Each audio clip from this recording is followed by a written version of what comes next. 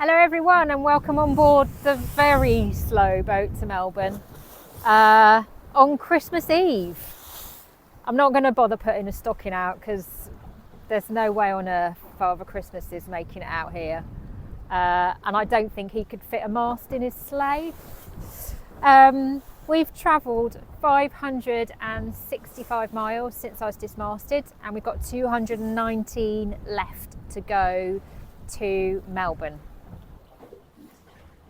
The reason it's so slow is because the wind is just slowly dying away, and by the time we get to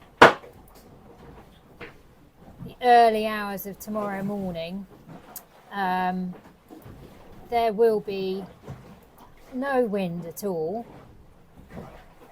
And then it's rotating round to the north, and my Christmas present is headwinds. I'm just going to have to kind of stick with it. They're quite strong as well. The further north I can get, the better.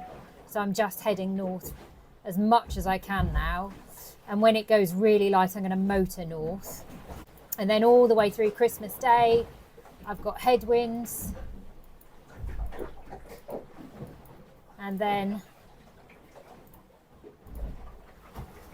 Boxing Day, we get winds from the west and they're quite strong. So definitely, although my little routing here shows me doing a little tack up wind, I'm going to just keep trucking as far north as I can get, because then that's the best position for me to come in and make my final approaches in around Cape Otway and up to Melbourne. So at the moment my ETA to Melbourne is the 29th of December, and I am going to, tomorrow on Christmas Day, I'm going to make the most of this lull in the wind, and I'm going to take the rig down, double check everything's okay, check the deck's not being damaged, change the backstays out, so I know I've got no problems for the final 4 days of our slow boat to Melbourne. So ahead of that lull, when I would really like to take this mast down and just double check the deck underneath and change the backstays, I'm going to get a bit organised. Today it's all about making the deck secure as well for those 25 knot headwinds. So I'm going to just make sure that boom and the mast is lashed on as well as it can. I'm going to take the furlers off the bow. I'm going to take the outriggers off the stern, and I'm going to mouse out the constrictors for the backstays. So when I put the new backstays on, I don't have to have the winches held up with backstays on them. As we're getting closer to Melbourne, and I'm coming into light airs for 24 hours, but also the swell is going to die down, I'm going to start being able to use my engine a bit at low revs.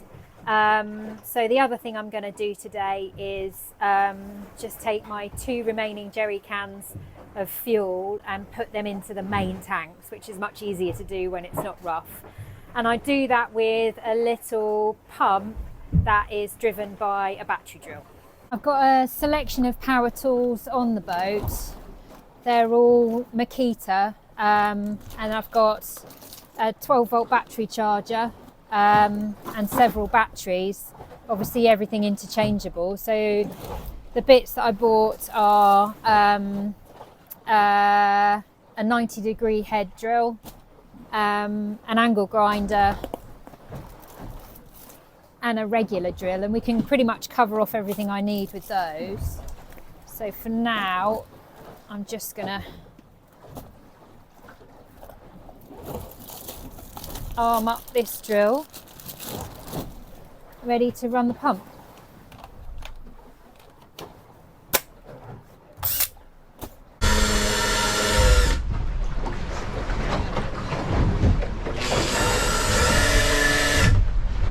That's 20 litres done. I'll go and get the other jerry can now.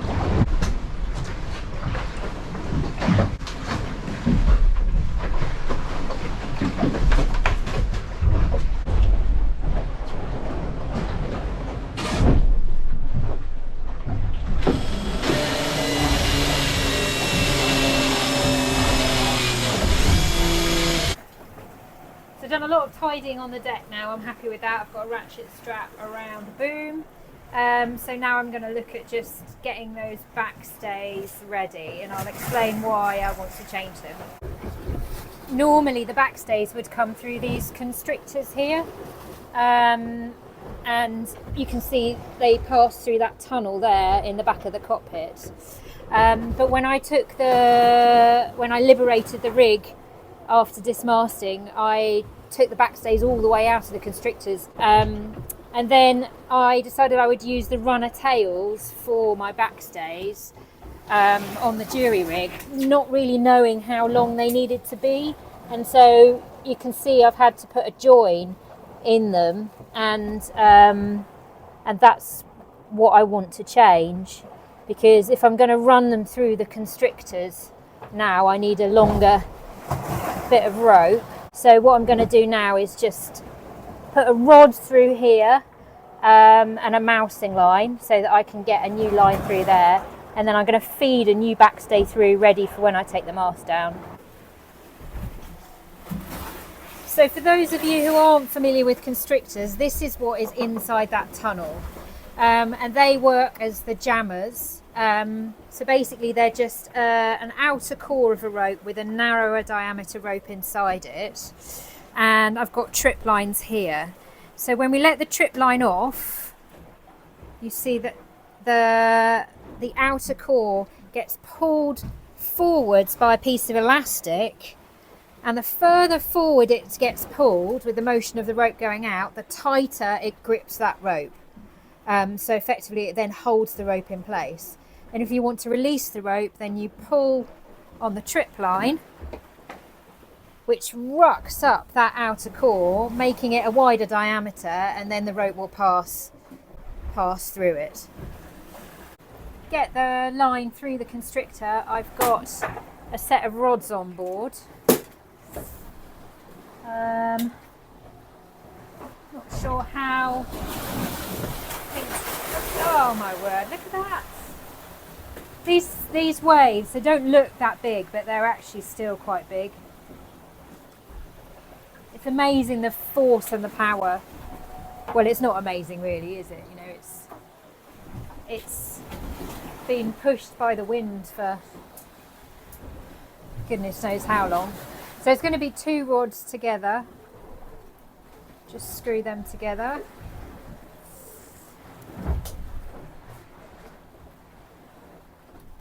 And poke that through, get my timing right with the waves.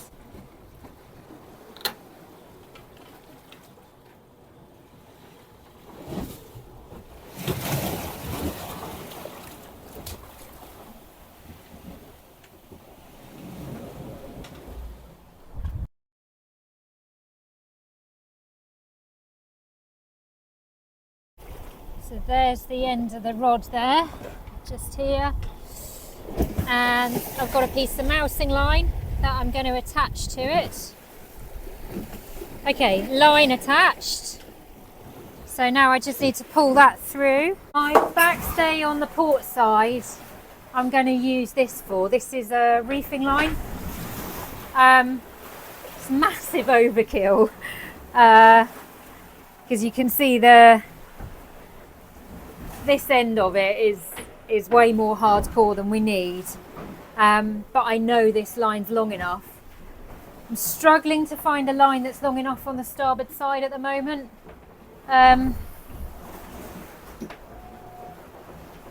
think they're all a bit short,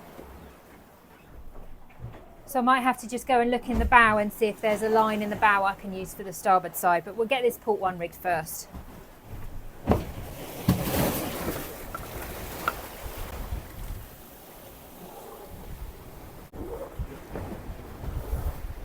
Well, that feels like a nice load of work done, and I'm ready for when the breeze drops. Just feels nice, kind of slowly taking a little bit of control back, just tidying the deck up a bit. I want to make sure I'm not looking too shabby when I arrive in Melbourne. And it's actually really warmed up during the day.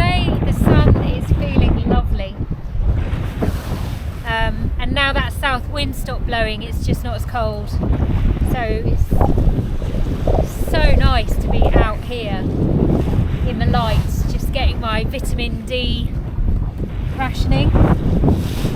Now it's Christmas Eve and I had 2 presents to open, one on Christmas Day and one on Christmas Eve. So this one is from the absolute legend that is Ari Huseler, and he is the only Scandinavian sailor to have ever finished the Vendée Globe. So he did the Vendée Globe in 2020, and him and Nina gave me a couple of things to take with me, including a present to open on Christmas Eve, because that's when the Finns open their presents.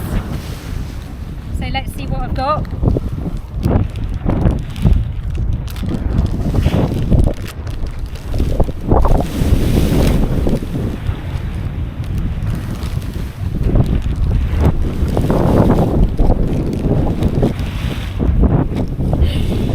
I got a packet of Moomin sweets.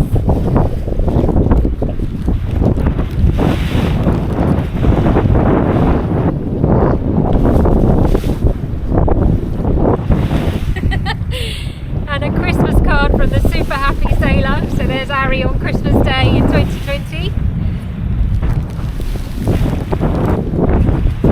Oh.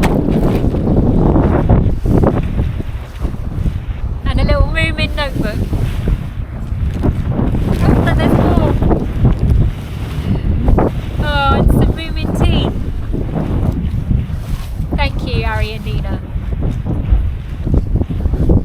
What an excellent Christmas Eve.